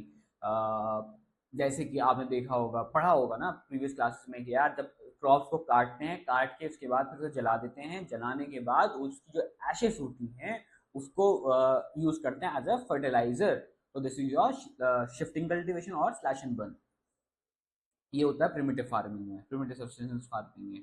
अब शिफ्टिंग कल्टीवेशन के अलग अलग नाम है। झूमिंग इस्तेमाल किया जाता है नॉर्थ ईस्ट इंडिया में, असम, मिजोरम, अरुणाचल प्रदेश, वो त्रिपुरा। ठीक है, ये सब जो रीजन है, सेवन सिस्टर जो हैं नॉर्थ ईस्ट इंडिया में। फिर मिल्पा इस्तेमाल करा जाता है वर्ड मेक्सिको में, सेंट्रल अमेरिका में। रो का इस्तेमाल करा जाता है ब्राजील में। लडांग इस्तेमाल करा जाता है मलेशिया में। प्रिमिटिव सब्सिस्टेंस फार्मिंग जो होती है वो बर्न फॉरेस्ट फार्म शिफ्ट होती है। ठीक है, shift slash and burn, shifting cultivation सबसे ज़्यादा होती है नॉर्थ ईस्ट इंडिया में और अफ्रीका में। अमेजोन रीजन अफ्रीका में है। नोमैडिक जो होती है मूव विद एनिमल्स, ये होती है राजस्थान में। जहाँ यहाँ पे भाई देखो प्लांट्स वेजिटेशन कम है ना, वहाँ पे नोमैडिक हर्डिंग का इस्तेमाल करा जाता है। तो ये राजस्थान में, जम्मू कश्मीर में, और सहारा रीजन में होती है। सहारा रीजन तो पता ही होगा ना कहाँ पे है, सहारा रीजन अफ्रीका में। सारा पूरा डेजर्ट रीजन है। उसके बाद आते हैं कमर्शियल फार्मिंग पे। कमर्शियल फार्मिंग जो होती है उसमें अलग अलग तरह के क्रॉप्स को उगाया जाता है। इसमें आप एक चीज़ सीख लो। अ, हाँ, ठीक है, इसमें एक चीज़ है आपकी कैश क्रॉप्स। कैश क्रॉप्स होती हैं जो सिर्फ कंप्लीटली कैश के पर्पज के लिए, कैश गेन करने के लिए, इकोनॉमिक वैल्यू के लिए करा जाता है। उसे कहते हैं आपका कमर्शियल फार्मिंग के अंदर आता है, कैश क्रॉप्स कहते हैं। अगर आपके एग्जाम में पूछा जाएगा जैसे कैश क्रॉप्स कौन से होते हैं, तो you have to answer with coffee, tea, फिर एक होता है, एक चीज होती है फोडर। ये आप लोगों को देखना है फोडर क्या होता है। Fodder, T, coffee, fodder. और कॉटन भी इसमें आता है। कॉटन भी कितना इस्तेमाल करेगा इंसान, बेचने के ज़्यादा इस्तेमाल होता है। ग्रेन्स सबसे ज़्यादा बिकते हैं भाई कमर्शियल फार्मिंग में, वीट, मेज, इस तरह के ग्रेन्स। और मिक्स्ड फार्मिंग एक तरह की चीज़ होती है। मिक्स्ड फार्मिंग में क्या करता है, इंसान क्रॉप्स भी उगाता है और जानवर को भी रेयर करता है, to gain double benefit from them. फिर प्लांटेशन होती है। प्लांटेशन क्या होती है भाई, प्लांटेशन होती है कि किसी एक क्रॉप को उगाना और उसे बेच देना फॉर कमर्शियल पर्पज। अब कुछ एग्जांपल्स देखो भाई मेजर क्रॉप्स के, कि क्या क्या मेजर क्रॉप्स हैं थ्रू इन द वर्ल्ड। ठीक है, राइस जो है एलुवियल क्ले में ग्रो होती है, और चाइना और इंडिया लार्जेस्ट प्रोड्यूसर हैं और एक्सपोर्टर हैं राइस के। वीट जो है वो लूमी सॉइल में बनती है। विंटर क्रॉप है। विंटर क्रॉप आप लोग खुद बताएंगे, राबी होती है, खरीफ होती है, जायद होती है, कौन सी क्रॉप होती है विंटर क्रॉप। और सबसे ज़्यादा ये वीट जो है प्रोड्यूस कहाँ होती है, यूएसए और इंडिया में। मिलेट्स के अलग अलग नाम है, अलग अलग जहाँ ज़्यादा बनती है। अमेरिका अफ्रीकन रीजन में भी भाई बहुत ज़्यादा होती है, ग्रो होती है, और इंडियन रीजन में भी बहुत ज़्यादा ग्रो होती है। Next is your major crops में और आता है आपका maize, cotton, jute. Jute is also known as the golden fibre, alluvial soil में ये बनती है, ह्यूमिड क्लाइमेट की जरूरत इसे होती है। कॉटन, भाई ये चीज़ आपको अच्छी याद रखनी, ये बहुत इंपॉर्टेंट है। कॉटन जो है ब्लैक सॉइल में ही सिर्फ ग्रो होती है, ठीक है। और 210 फ्रॉस्ट फ्री डेज चाहिए इसे ग्रो होने के लिए, बस इतना याद रखना, फ्रॉस्ट फ्री डेज चाहिए कॉटन को ग्रो होने के लिए। मेज जो है, अब आप लोग खुद देखना कि भाई ये राबी होती है, खरीफ होती है, क्या होती है, ठीक है। ये आपका होमवर्क है, ये सब चीज़ें लिखते जाओ यार, ठीक है। जो चीज़ मैं आपसे कह रहा हूँ देखने के लिए वो देख लेना, और जो चीज़ मैं आपको बता रहा हूँ ये इंपॉर्टेंट है, उसे तो खास तौर से याद करते हुए ही चलो। हम आपको यहाँ पे सिर्फ इंपॉर्टेंट चीज़ें करवा रहे हैं, तो वो चीज़ ध्यान में रखो। बेटर ये है कि आप एक नोटबुक पे लिख के रख लो, जिससे आपको याद रखने में ज़्यादा आसानी हो। आगे बढ़ते हैं भाई, मेज जो है उसे सनलाइट से ज़्यादा होती है। फिर आप लोग डिफाइन करना है कि भाई ये राबी होती है, खरीफ होती है। और उसके बाद फिर सबसे ज़्यादा अवेलेबल है हाँ नॉर्थ अमेरिका और ब्राज़ीलियन रीजन में। ब्राज़ील कहाँ पे है? अफ्रीका में है, सॉरी साउथ अमेरिका में है, सॉरी सॉरी सॉरी, ब्राज़ील है साउथ अमेरिका में जो कॉन्टिनेंट है। फिर कॉफ़ी और टी जो होती हैं वो आपको हिली स्लोप से बनती हैं कॉफ़ी, और लूमी सॉइल से ज़रूरत होती है। ब्राज़ील में सबसे is the largest producer of coffee in the world. T जो है उसे कूल क्लाइमेट चाहिए, वेट क्लाइमेट चाहिए, और इसके साथ में इंडिया में सबसे ज़्यादा कहाँ मिलती है? असम में एंड इन श्रीलंका। अब यहाँ पे कैसे कॉफ़ी प्लांट डिस्कवर हुआ था उसकी स्टोरी दे रखी है, ये आप लोग पढ़ लेना, इट्स इंटरेस्टिंग। एग्रीकल्चर डेवलपमेंट कैसे हुआ भाई? अब ये समझो एग्रीकल्चर डेवलपमेंट भाई कैसे हुआ। पहले ये समझो क्या जरूरत थी एग्रीकल्चर डेवलपमेंट की, फूड सिक्योरिटी बढ़ाने की। फूड सिक्योरिटी क्या होती है भाई? सरकार एक फूड रिजर्व बना के रखती है किसी भी इमरजेंसी के लिए, कि भाई कभी भी सपोज जैसे कोरोना आया था तो उसमें फूड रिजर्व को खोल दिया गया था, गरीब लोगों में फूड को बांटा गया था। तो इंक्रीज फूड सिक्योरिटी ये एक प्राइमरी गोल है एग्रीकल्चर डेवलपमेंट के लिए, कि भाई कभी भी ऐसी ज़रूरत पड़े हमें कि हमें जहाँ पर हमारे पास फेमाइन की या ड्रॉट की सिचुएशन आए, तो उसमें हमारे पास इनफ खाना रिजर्व में हो। मेथड क्या है भाई? HYV सीड्स का इस्तेमाल। HYV सीड्स क्या है अभी आगे पढ़ेंगे। और क्रॉप ज़्यादा प्रोड्यूस हो, जैसे पॉपुलेशन बढ़ रही है तो पॉपुलेशन ज़्यादा खाने की ज़रूरत है, उसके लिए क्या होगा कि भाई क्रॉप्स का प्रोडक्शन ज़्यादा करना पड़ेगा। फिर फर्टिलाइजर मशीनरी से इस्तेमाल ज़्यादा, और क्रेडिट हेल्प करता है बहुत ज़्यादा एग्रीकल्चर डेवलपमेंट में। क्रेडिट कैसे हेल्प करता है? एक गरीब फार्मर है, अब वो बैंक से लोन नहीं ले सकता क्योंकि उसे कोई चीज़ देनी पड़ेगी बैंक को, बट कोलैटरल के तौर पे। अब जब उसके पास कुछ चीज़ है ही नहीं जो वो कोलैटरल के तौर पे दे सके, तो वो प्राइवेट लोगों से पर्सनल बेस पे लोन लेता है। क्या पर्सनल बेस पे लोन लेने का मतलब क्या हुआ कि भाई जैसे कोई बड़ा ज़मींदार है या उसके कोई रिश्तेदार ऐसा है तो वो उससे उधार लेता है, जिससे वो अपने खेत में चीज़ें लगा सके। भाई फर्टिलाइजर के लिए पैसे चाहिए, अगर उसे पानी छिड़कना है, ट्यूबवेल चलाने के लिए इलेक्ट्रिसिटी चाहिए, मोटर चाहिए, तो ट्यूबवेल के लिए उसे पैसे चाहिए, इलेक्ट्रिसिटी के लिए तो तब पैसे, फर्टिलाइजर के लिए पैसे, मैन्योर के लिए पैसे, उसे कुछ ना कुछ अगर पेस्टिसाइड के लिए पैसे, ठीक है। तो दे आर सेवरल थिंग्स। तो क्रेडिट जो है बहुत हेल्प करता है। इसके अपने नेगेटिव हैं, इसके कॉन्स भी हैं, फ्लॉज भी हैं, प्रोज भी हैं, कॉन्स भी हैं, बट अभी तो हम सिर्फ इसकी बात कर रहे हैं कि कैसे हेल्प करता है, ठीक है। अ फार्म इन इंडिया, अब भाई देखो ए फार्म इन इंडिया कैसा दिखता है, क्या फर्क है इंडियन एग्रीकल्चर में और फिर फॉरेन एग्रीकल्चर के बारे में पढ़ेंगे, यूएसए के एग्रीकल्चर के बारे में। अब ये देखो अ फार्म इन इंडिया, छोटे फार्म्स होते हैं, HYV सीड्स का इस्तेमाल बहुत ज़्यादा होता है। एडवाइस फ्रॉम एल्डर्स, अच्छा ठीक है, कैसे कैसे इंडिया में चीज़ें काम करती हैं भाई? बुलक्स इस्तेमाल होते हैं, गवर्नमेंट हेल्प करती है, ट्रैक्टर्स यूज़ होते हैं, कुछ इसमें ज़्यादा समझने की बात नहीं है, आगे बढ़ो। ट्यूबवेल्स फॉर इरिगेशन, ये इंपॉर्टेंट पॉइंट है, ट्यूबवेल का डिपेंडेंसी बहुत ज़्यादा है फॉर इरिगेशन पर्पसेस। जल्दी क्रॉप्स को बेच देते हैं, जिससे ये है कि भाई क्योंकि स्टोरेज की प्रॉब्लम है बहुत ज़्यादा, तो क्रॉप्स जैसी उगती हैं फौरन उसे बेच देते हैं जल्द से जल्द, जिससे वो क्रॉप्स जो है सड़े ना और उससे पहले वो बिक जाए मार्केट में। Government are developing storage is now, भाई गवर्नमेंट स्टोरेज की क्योंकि इतनी तकलीफ है भाई, अगर सपोज करो जैसे स्टोरेज नहीं कर सकते तो वो क्रॉप काट के वहीं अपनी जमीन में ही रख देते हैं, तो उससे क्या होता है इंसेक्ट्स उसे खा लेते हैं, माइक्रो ऑर्गेनिज्म या वैसे कोई जानवर आके उसे खा लेते हैं, क्रॉप्स को बर्बाद कर देते हैं। या फिर ये होता है जब फसल खड़ी हुई होती है तभी उसे बर्बाद कर देते हैं, कोई जानवर आके उसे डिस्ट्रॉय कर देता है। या क्लाइमेटिक कंडीशन अच्छी नहीं है, बारिश हो गई तब क्रॉप खराब हो जाएगी, बारिश नहीं हुई, धूप ज़्यादा पड़ गई तो उस फसल खराब हो जाएगी। There are lot of reasons खराब होने के, बट क्योंकि मेजर रीजन यही है कि भाई स्टोरेज करने की जगह नहीं है, तो क्रॉप्स जो हैं स्टोर नहीं हो पाती, तो उन्हें जल्द से जल्द बेचना होता है, और बेचने में थ्रू इस प्रोसेस में ही खराब हो जाती हैं। क्योंकि क्रॉप्स को बचाना ज़रूरी है, तो इसलिए अब गवर्नमेंट स्टोरेज डेवलप कर रही है धीरे धीरे, जिससे क्रॉप को बचाया जा सके, इस क्रॉप की वेस्टेज कम से कम हो। चलो पहले बात कर लेते हैं ग्रीन रेवोल्यूशन की। अभी तक हम पढ़ रहे थे HYV सीड्स, ठीक है। HYV सीड्स क्या होती हैं? हाई यील्डिंग वेराइटी सीड्स, ठीक है। ये क्या है हाई यील्डिंग वेराइटी सीड्स? कि भाई इसमें ये हाइब्रिड तरह की सीड्स होती हैं जो ज़्यादा फर्टिलाइज होते हैं कंपेयर टू नॉर्मल सीड्स। इनकी जो प्रोबेबिलिटी है ग्रो होने की, एक प्लांट बनने की, एक क्रॉप बनने की, ज़्यादा है कंपेयर टू नॉर्मल सीड, ठीक है। A period of increased agriculture produce using high yielding seeds, fertilizer and irrigation।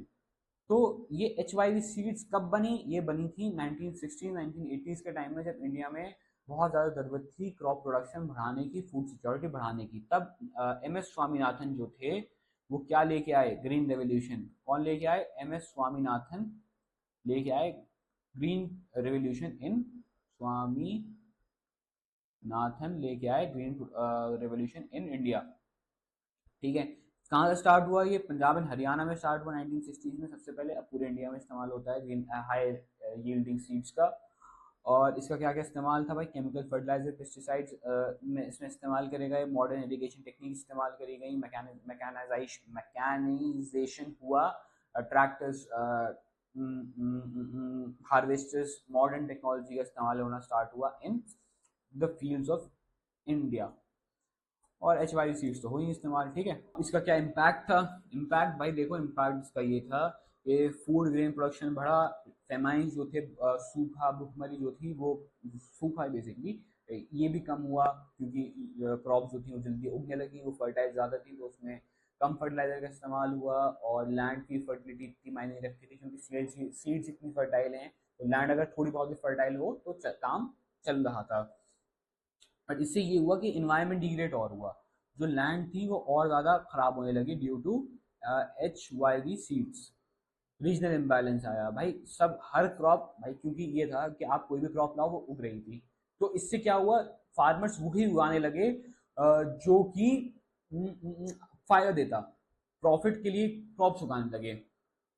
अब सपोज करो भाई, मान लो कॉटन जो है वो ज़्यादा बेनिफिट दे रहा है एज कम्पेयर टू वीट, तो फार्मर ज़्यादा क्या उगाएंगे? वीट उगाएंगे as compare to your wheat या कोई और क्रॉप।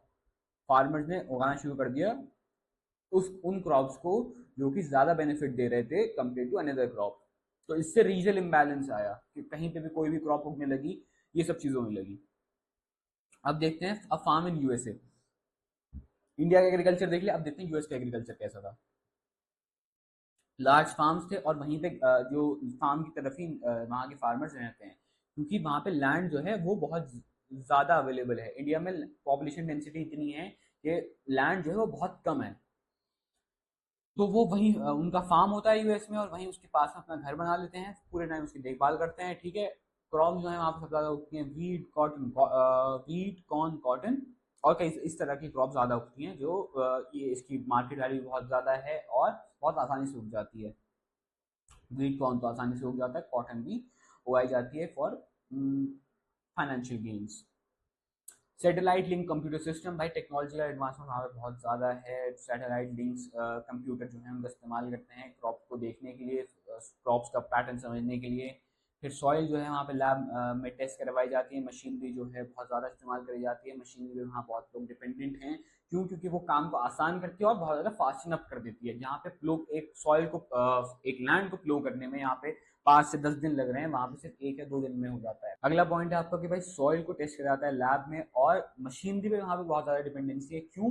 क्योंकि मशीनरी जो है काम को बहुत ज़्यादा तेज कर देती है एज कम्पेयर टू इंडिया। यहाँ पे मैनुअल वर्क ज़्यादा है, इंटेंसिव लेबर वर्क ज़्यादा है, यहाँ पे इंसानों पे डिपेंडेंसी ज़्यादा है। लेबर वर्क क्या होता है कि मतलब अगर आपको वो एक सॉइल है, एक पीस ऑफ लैंड है, उसे हार्वेस्ट करना है, ठीक है, फसल काटनी है, तो उसके लिए आपको लग रहे हैं कई कई दिन, क्योंकि मैनुअली इंसान काट रहा है। यहाँ पे क्या है, हार्वेस्टर चला दिए जाते हैं जो फसल को जल्द से जल्द उसको हार्वेस्ट कर देते हैं। ठीक है, इससे क्या है कि भाई क्रॉप भी सेफ हो रही है, मैनुअल वर्क भी से भी इंसान बच रहा है, हार्वेस्टिंग जो है वो जल्दी हो रही है, इससे जो पूरा प्रोसेस है वो फास्ट अप हो जाएगा, है ना। तो ये एक बहुत बड़ा बेनिफिट है वहाँ के लोगों को। दूसरी चीज़ है, तीसरी लास्ट चीज़ है ऑटोमेटेड स्टोरेज एंड मार्केटिंग। भाई वहाँ के फार्मर जो हैं उनकी कंडीशन यहाँ से बहुत बेहतर है, क्यों? क्योंकि वहाँ गवर्नमेंट पॉलिसीज जो हैं उनके लिए हैं। फार्मर्स को ऑटोमेटेड स्टोरेज मिलती है, स्टोरेज के लिए उनको बहुत बड़ी फैसिलिटीज़ हैं, उनको मार्केटिंग करने की जरूरत नहीं पड़ती, वहाँ पे उनकी क्रॉप ऑटोमेटिकली बिक जाती हैं, अच्छी प्राइस से बिकती हैं, उन्हें कंप्यूटर सिस्टम मिला हुआ है, computer not computer, satellite link computer system मिला हुआ है, जिससे ये है वो अपनी क्रॉप के पैटर्न को समझ सकते हैं।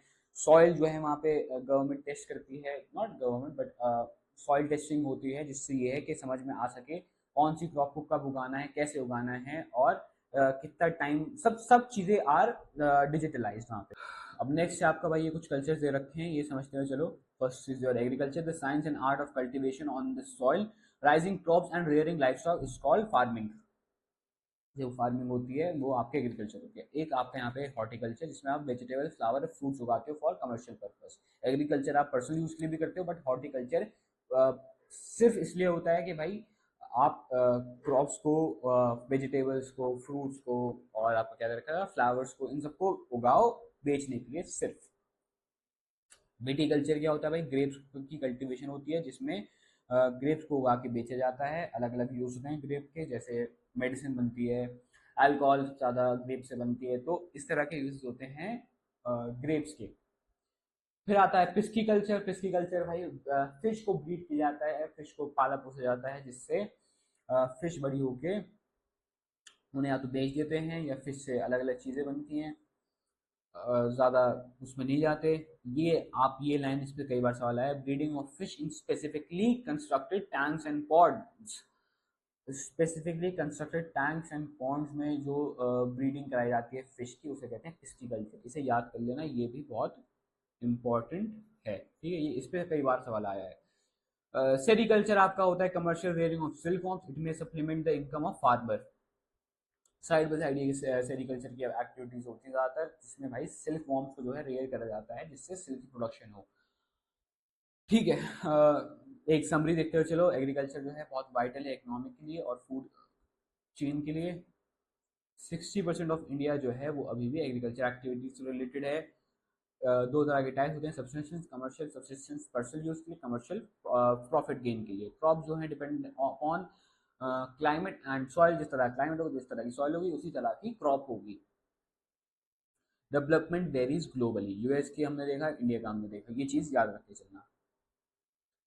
ठीक है, अगला चैप्टर आपका इंडस्ट्रीज। इंडस्ट्रीज में कई क्लासिफिकेशन होता है, तीन तरह का मेजर क्लासिफिकेशन है यहाँ पे। On the base of ownership, okay इसे हटा देते हैं।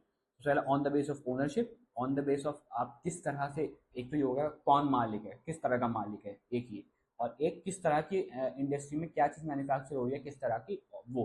ठीक है, on the base of manufacturing. और थर्ड है आपका on the base of size, भाई कितनी बड़ी इंडस्ट्री है, कितनी छोटी इंडस्ट्री है, मिड साइज है, बड़ी साइज है, छोटा साइज है, क्या ऑन द साइज है। अब वही समझते हैं, ठीक है, किस तरह का रॉ मटेरियल इंडस्ट्री बना रही है। ठीक है, तो पहला है आपका agro base, mineral base, marine base, forest base. जैसे जैसा नाम है वैसा वैसा काम है, ठीक है, ज़्यादा अंदर नहीं जाएंगे। आई नो समझने की ज़रूरत है इसे, आप लोग पढ़ना, इस पे सवाल आते हैं, आप लोग खुद देखना है इसे, ठीक है। नेक्स्ट आपका साइज के बेस पे स्मॉल साइज होता है, जो इंडस्ट्री एक अमाउंट होता है, ठीक है। देखो, या दो, अगर जिसकी टोटल नेटवर्थ जो है वो 2 करोड़ से कम है इंडस्ट्री की, जो पूरा कैपिटल है वो 2 करोड़ से कम है, तो वो स्मॉल कैप है, स्मॉल साइज है। और जो अगर इससे बड़ा है तो वो एक लार्ज साइज इंडस्ट्री है। फिर एट लास्ट आता है आपका ओनरशिप के बेसिस पे डिफ्रेंसिएशन होता है, क्लासिफिकेशन होता है। प्राइवेट, प्राइवेट वो जो एक प्राइवेट इंडिविजुअल ओन करता है, सपोज जैसे कोई भी, अब रिलायंस है, ठीक है, रिलायंस पेट्रोल निकालता है बेचता है, वो एक प्राइवेट प्लेयर हो गया, एक इंडिविजुअल जो है वो कंपनी को ओन करता है, ठीक है। पब्लिक, पब्लिक भाई जब गवर्नमेंट ओन करती है। इसके एग्जाम्पल्स दो तीन देख लो, बहुत इंपॉर्टेंट है। एक होता है भेल, भारत हेवी इलेक्ट्रिकल लिमिटेड। एक होता है SAIL, Steel Authority of India Limited. फिर एक होता है आपका भेल, सेल और आपका ओएनजीसी, ठीक है। Oil and natural gas cooperation, ONGC, ये सब क्या है? पब्लिक वेंचर्स हैं जो कि गवर्नमेंट ओन करती है, गवर्नमेंट से चलाती है। फिर जॉइंट्स होते हैं जिसमें इंडिविजुअल और प्राइवेट प्लेयर्स और पब्लिक प्लेयर नहीं होता, गवर्नमेंट और इंडिविजुअल दोनों ओन करते हैं, जॉइंट वेंचर जिसे आप कहते हैं। ठीक है, कोऑपरेटिव जिसमें मतलब आम आदमी और कोई भी उनके साथ, जैसे गवर्नमेंट कह सकते हो या फिर आपका कौन, गवर्नमेंट या प्राइवेट इंडिविजुअल जो अगर एक वेंचर को ओन करते हैं, कंपनी को ओन करते हैं, इंडस्ट्री को ओन करते हैं एक साथ मिलके, तो उसे आप कहते हैं कोऑपरेटिव इंडस्ट्री। इसका सबसे मेजर एग्जांपल है आपका अमूल, आनंद मिल्क यूनियन लिमिटेड। इसमें कई सारे फार्मर जो हैं अपना दूध बेचते हैं एट अ फिक्स प्राइस, उन सबको एक फिक्स प्राइस मिलता है। एक ये कॉर्पोरेशन है जिसमें जो इंडस्ट्री है वो उस दूध को सप्लाई करके बेचती है, उसके अलग अलग प्रोडक्ट बना के बेचती है, और इससे फार्मर्स का भी फायदा है और इस कंपनी का भी, इंडस्ट्री का भी फायदा है। फैक्टर्स अफेक्टिंग लोकेशन, क्या फैक्टर्स हैं जो कि एक इंडस्ट्री की लोकेशन को अफेक्ट करते हैं? Raw material, land, labour, water, power, capital market, government incentives इन बैकवर्ड एरियाज। बस ये की पॉइंट्स याद रखो, इसके बाद अंदर नहीं जाएंगे, आपको ये सब सुन के ही समझ में आ गया होगा क्या मतलब हुआ इसका। इसके बाद इंडस्ट्रियल सिस्टम क्या होता है, किस तरह का रॉ मटेरियल, वही जो पढ़ा था ना, जैसे फार्म सिस्टम पढ़ा था वैसे ही इंडस्ट्रियल सिस्टम, क्या इनपुट होता है, क्या प्रोसेस होता है, क्या आउटपुट होता है। रॉ मटेरियल लेवल इंफ्रास्ट्रक्चर आप लगाते हो, प्रोसेस के में कन्वर्जन होता है रॉ मटेरियल का into final product, and outcome निकल के आते हैं फाइनल प्रोडक्ट जिसको आप बेचे एक इनकम जनरेट करते हो। This is the industrial system. अब इंडस्ट्रियल रीजन, अब अलग अलग इंडस्ट्रियल रीजन हैं भाई, ठीक है, इंडिया में अलग अलग, अब देखते हैं आगे देखते हैं, ठीक है। तो मेजर इंडस्ट्रियल रीजन है फॉर आयरन, वो है ठीक है, दो तरह के मेजर इंडस्ट्रीज हैं, ओल्ड इंडस्ट्रीज हैं, न्यू इंडस्ट्रीज हैं। न्यू इंडस्ट्रीज में आईटी, इंफॉर्मेशन टेक्नोलॉजी, जो मॉडर्न वर्ल्ड चल रहा है, इंटरनेट का यूज जमाना चल रहा है आजकल, जो यूज इतना ज्यादा है वो किसके बेस पे हो रहा है? आईटी के उस पे हो रहा है ना। तो इंडिया में आईटी जो है अपकमिंग बहुत बड़ा सेक्टर है। और अगला है उससे जो ओल्ड है, ये न्यू हो गया। ओल्ड सेक्टर जो है वो इस majorly up of made up of steel, iron, इस तरह की जो मैन्युफैक्चरिंग होती है, एक्सट्रैक्शन कह सकते हो, ठीक है, इस तरह की जो प्रोडक्शन होता है। फिर आपका पुराना ओल्ड स्टाइल जो है उसमें ज़्यादातर आयरन स्टील, इनका जो प्रोडक्ट बनते हैं वो वाली इंडस्ट्री, ठीक है। तो ये मेजर इंडस्ट्रीज हैं, iron steel industry. Iron steel industry जो है वो फीडर इंडस्ट्री है, क्योंकि ये जो है बहुत सारे लोगों को रोजगार, एम्प्लॉयमेंट प्रोवाइड करती है। इसका प्रोसेस है स्मेल्टिंग एंड रिफाइनिंग। अब ये देखते हैं स्मेल्टिंग क्या है। लोकेशन जो है वो इंडिया में, इंडिया की सबसे बड़ी रिफाइनरी जो है जमशेदपुर है। USA is a very big capital of iron steel industry, और जर्मनी में बहुत ज़्यादा आयरन स्टील प्रोड्यूस होता है, ठीक है। बहरहाल स्मेल्टिंग क्या है? It is a process in which metals are extracted from their ores by heating beyond the melting point. Example iron ore, copper ore, copper के ओर का नाम आप लोग बताएंगे, मैग्नीज, एल्यूमिनियम, ठीक है, इन सबको इनके ओर से एक्सट्रैक्ट किया जाता है। तो अब देखो भाई, इंडिया का सबसे बड़ा स्टील प्लांट कौन सा है? जमशेदपुर में है। कहाँ, कब स्टैब्लिश हुआ था? 1907 में। किसने स्टैब्लिश किया था? जमशेद जी टाटा ने, ठीक है, यहाँ लिख लो, जमशेद जी टाटा, जो थे फाउंडर किसके? टाटा कॉर्पोरेशन, टाटा इंडस्ट्रीज के। कंपनी का नाम था Tata iron and steel corporation. 1907 में हुआ था, झरिया झारखंड में, ठीक है। ये जो जमशेदपुर है ये है झारखंड में, ठीक है। ये जो चीजें दे रखी हैं आप अब इससे देख के समझ सकते हो कौन सी रिवर है भाई। कारखाई रिवर है और स्वार्णरेखा रिवर है, स्वार्णरेखा रिवर है। ये आपकी टाटा स्टील फैक्ट्री है। इतना याद करने की जरूरत नहीं है, फॉर एग्जाम्पल ये दे रखा है आपके एनसीईआरटी में था तो मैंने यहाँ रख दिया, जिससे आप एक बार देख के समझ लो। इसके पास में ये रिवर है पूरी, और ये बीच में यहाँ पे आपका टाटा स्टील प्लांट है, और इसके साथ में ये कहाँ पर मैं बताया आप लोगों को, ये है झारखंड में। नेक्स्ट आपका कॉटन इंडस्ट्री। कॉटन इंडस्ट्री भी एक बहुत मेजर सोर्स है इनकम जनरेशन का, और इंडिया में बहुत ज़्यादा कॉटन प्रोड्यूस होता है। और कहाँ कहाँ में प्रोड्यूस होता है? चाइना में, जापान में, यूएसए में।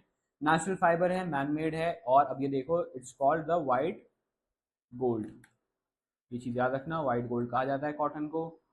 अहमदाबाद में सबसे ज़्यादा कॉटन प्रोड्यूस होता है, अंग्रेज़ों के टाइम से ज़्यादा वहीं प्रोड्यूस होता है वहाँ पे, क्योंकि ट्रांसपोर्टेशन आसान है, लेबर चीप है, फेसिंग टेक्निकल इशूज़, वहाँ पे टेक्निकल इशूज़ हैं क्योंकि टेक्नोलॉजी डेवलपमेंट इतना ज़्यादा नहीं है। क्लाइमेट जो है वो भी सूटेबल है, सॉइल जो है वो भी सूटेबल है।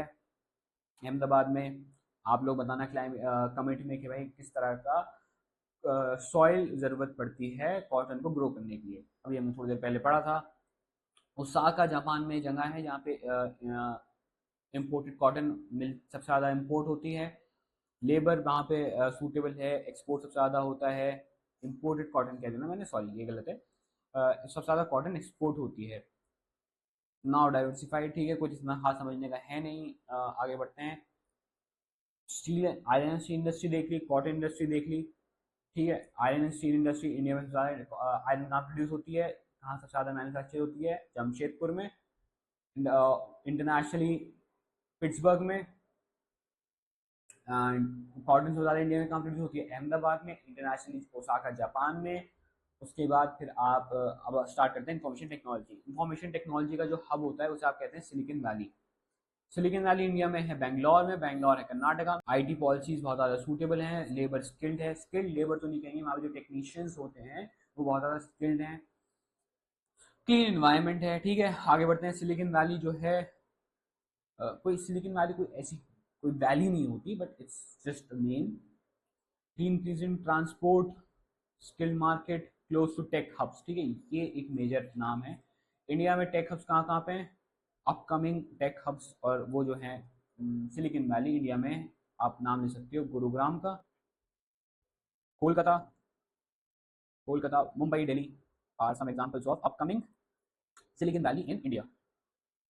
मुंबई और दिल्ली, ठीक है। सिलिकॉन वैली इंटरनेशनली अगर हम बात कर लें तो सिलिकॉन वैली सबसे बड़ी और सबसे पहली सिलिकॉन वैली जो थी वो थी internationally in California, that is in your US और ए, United States of America. Last chapter अब आपका स्टार्ट करते हैं जिसका नाम है ह्यूमन रिसोर्स। अब ह्यूमन रिसोर्स क्या है? अलग अलग जगह पे अलग अलग तरीके से अवेलेबल है। कहीं पे पॉपुलेशन यंग है तो वहाँ पे ह्यूमन रिसोर्स ज़्यादा है, जहाँ पे पॉपुलेशन ओल्ड है वहाँ पे ह्यूमन रिसोर्स इतना नहीं है एज कम्पेयर टू एक यंग पॉपुलेशन। आगे सही से समझेंगे इसे। सबसे पहले आप ये देखिए, प्रधानमंत्री कौशल विकास योजना वो start in 2015, aiming to train 1 crore Indian youth from 2016 to 2020। ठीक है, इसका कोई ऑफिशियल डेटा नहीं है कि अभी तक कितने यूथ को ट्रेन करा गया है, बट PKVS जो स्कीम थी प्रधानमंत्री कौशल विकास योजना, इसके तहत इसके अंतर्गत क्या था कि भाई 1 करोड़ यूथ को ट्रेन करा जाएगा, ह्यूमन रिसोर्स को डेवलप करा जाएगा, जिससे डेवलपमेंट और हो। ट्रेन करा जाएगा, उसे नॉलेज दी जाएगी, उनको स्किल्स प्रोवाइड कराई जाएंगी, जिससे वो लोग इम्प्रूवमेंट करें अपने, एक तो वो फाइनेंसिस के लिए, जो लोग स्किल्ड होंगे जिन्हें नॉलेज होगी, तो ये है कि वो पैसे कमा पाएंगे, कुछ अर्निंग कर पाएंगे, एंड इससे फिर क्या होगा, ओवरऑल डेवलपमेंट होगी, ग्रोथ होगी इंडिया की इकोनॉमी की, और इसके साथ में ह्यूमन रिसोर्स डेवलपमेंट की भी ग्रोथ होगी। पॉपुलेशन डिस्ट्रीब्यूशन कैसे है? ठीक है, अब ये देखो, 7 कॉन्टिनेंट्स हैं, 6 हैबिटेबल हैं। उसमें 6 कैसे कैसे हैं आप लोग खुद बताओगे। सबसे ज़्यादा पॉपुलेटेड कौन से कॉन्टिनेंट है, उसके बाद सबसे कम कौन सा है, और सबसे कम कौन सा कॉन्टिनेंट सबसे ज़्यादा लोएस्ट पॉपुलेशन होल्ड करता है? 1 2 3 4 5 छः कॉन्टिनेंट्स हैं जो रहने काबिल हैं, और वो कौन सा 7वां कॉन्टिनेंट है जिसमें इंसान नहीं रह सकते और क्यों, ये आप खुद ही देखना, ठीक है। डेंसली पॉपुलेटेड रीजन जो हैं पूरे वर्ल्ड में वो एशिया है, यूरोपियन नेशंस जो हैं बहुत ज़्यादा पॉपुलेटेड हैं, नॉर्थ ईस्ट ऑफ यूएसए, ठीक है। बहरहाल uneven 90% live on 30% of the land, ये हमने अभी स्टार्टिंग चैप्टर में देखा था अपने। तो we can say that there is uneven distribution of population in the whole world. अब जैसे अनइवन की हम बात कर रहे थे, ये आपका आंसर ये रहा। तो मैंने अभी आपसे सवाल पूछा था, उसका आंसर ये रहा इस पेज पे। सबसे ज़्यादा जो लोग जो हैं वो आपको उसमें मिलेंगे एशिया में, उसके बाद यूरोप में, फिर आपका अफ्रीका में, उसके बाद फिर आपका साउथ और सेंट्रल अमेरिका, फिर नॉर्थ अमेरिका, और फिर Oceania which is your Australian continent Australia. बहरहाल पॉपुलेशन इन मिलियन, तो सबसे ज़्यादा पॉपुलेशन कहाँ की है? दीज आर द 10 नेशंस, 10 ही होंगे ना ये, एक सेकेंड, ठीक है, 1 2 3 4 5 6 7 8 9 10, हाँ, top 10 regions with the highest population अब ये डेटा थोड़ा चेंज हो गया है, अब ये पुराना डेटा है। ऑब्वियसली इंडिया की पॉपुलेशन अब 1.4 बिलियन पहुंच रही है।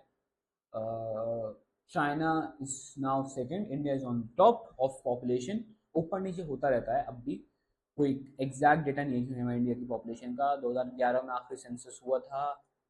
ये चीज़ भी आपको याद रख के चलनी है, ठीक है। पॉपुलेशन डेंसिटी, पीपल पर स्क्वायर किलोमीटर, ठीक है।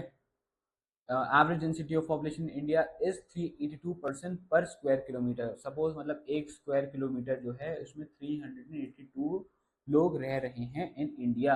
एवरेज में ये जो रिकॉर्ड है इट्स 51, मतलब अगर एक स्क्वायर किलोमीटर है तो उसमें 51 लोग रह रहे हैं।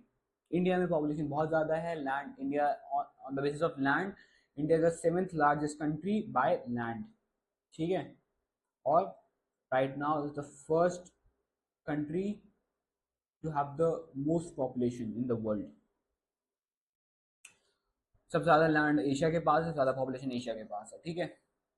फैक्टर्स अफेक्टिंग पॉपुलेशन, कैसी टोपोग्राफी है, कैसा क्लाइमेट है, कैसी सॉइल है, कैसा वहाँ का पानी है। जैसा पानी होगा वैसे वहाँ की लोग हेल्थ होगी, वैसे मिनरल्स पे भी भाई जैसे मिनरल्स है वहाँ वैसे वहाँ पॉपुलेशन वैसी होगी।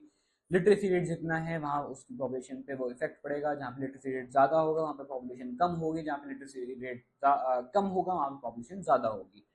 जहाँ वहाँ का कल्चर कैसा है, वहाँ की इकोनॉमी कैसी है, यहाँ की इकोनॉमिक कंडीशन खराब होगी वहाँ पे पॉपुलेशन ज़्यादा होगी, जहाँ पे पॉपुलेशन कम होगी वहाँ पे इकोनॉमिक कंडीशन कंपेरेटिवली बेटर होगी। They are all diversely inversely proportionate.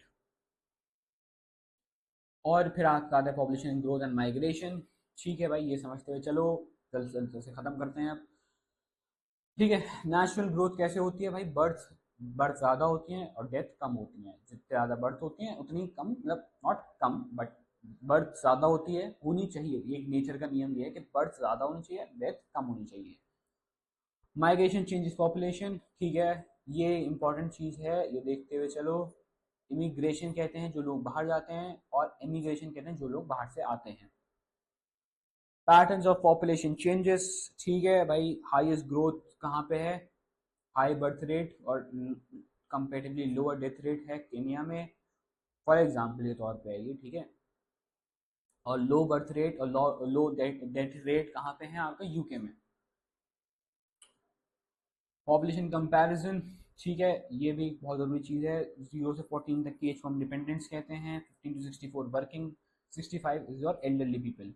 इस तरह से पॉपुलेशन को अलग अलग करा गया है। पॉपुलेशन को क्लासीफाई करने की ज़रूरत क्यों थी, क्योंकि भाई उसी तरह से जिस तरह की पॉपुलेशन होगी उसी तरह से रिसोर्सेज को बांटा जाएगा बिटवीन द पीपल।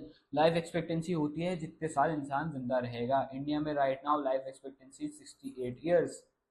और इसके साथ वही भाई ऑब्वियसली जब वहाँ की जॉब प्रोफाइल क्या होगी, वहाँ का हेल्थ स्ट्रक्चर कैसा होगा, वहाँ पे किस तरह का एज एंड सेक्स मिलेगा, तो ये सब किन बातों पर डिपेंड करता है, ऑन द बेसिस ऑफ वहाँ पे किस तरह के कितने कितने लोग रहते हैं। पॉपुलेशन पिरामिड, ठीक है भाई, वहाँ का जो केनिया में वाइड बेस है, वहाँ पे यंग पॉपुलेशन जो है, डिपेंडेंट्स जो है वो बहुत ज़्यादा हैं। इंडिया में ग्रोइंग फोर्स ज़्यादा है, जो फिर वर्किंग क्लास वाले लोग हैं, वर्किंग ग्रुप जो है वहाँ इंडिया में बहुत ज़्यादा है। जापान में जो है एजिंग ग्रुप जो है बहुत ज़्यादा है, ठीक है। उसी का एक स्ट्रक्चर आपको यहाँ दे रखा है भाई। देखो जब आप देखोगे वाइड बेस, मतलब ये जो 14 वाली एज ग्रुप है ये केनिया में ज़्यादा है। When you talk about India, तो इंडिया में भाई ये वर्किंग क्लास वाली जो है बहुत ज़्यादा है। तो आप यहाँ से देखो ये वाला रीजन जो है सबसे ज़्यादा है, सबसे ज़्यादा है। एंड ये है कि भाई ये सबसे ज़्यादा अमाउंट में है, उसमें है, ठीक है। And when you talk about your what Japan, तो जापान में ये है कि भाई ये जो ग्रुप है आप 50-55 से आप देखना स्टार्ट कर दो, और उसके बाद जितना ऊपर जब चले जाओ ये जो वाले ग्रुप ऑफ लोग जो हैं सबसे ज़्यादा हैं इन जापान। क्यों, क्योंकि वहाँ पे लोग ज़्यादा रिप्रोड्यूस नहीं कर रहे। वहाँ पे देखो यंग जो पॉपुलेशन है वो बहुत कम है। इंडिया में यंग पॉपुलेशन काफ़ी है और केन्या में तो बहुत ही ज़्यादा है। तो ये एग्जांपल लेके आपको दिखाया गया how population pyramid is important and इसके क्या क्या यूजेस हैं, पॉपुलेशन पिरामिड हम क्यों बनाते हैं, ठीक है। That's it for your chapter. आपका चैप्टर आज खत्म होता है यहीं पे, और इंशाल्लाह जल्दी मिलेंगे नेक्स्ट चैप्टर में कवर करते हुए। हिस्ट्री कवर करेंगे अब इंशाल्लाह। और कोशिश ये रहेगी जल्द से जल्द आपका वन शॉट सीरीज कंप्लीट करके हम क्वेश्चन सीरीज की तरफ आगे बढ़ें। टिल देन आप लोग सब्सक्राइब करिए जिससे आप अप टू डेट रहें सिलेबस के साथ, और मिलते हैं आपके साथ जल्दी नए वीडियो में। ठीक है जी, अल्लाह हाफिज़।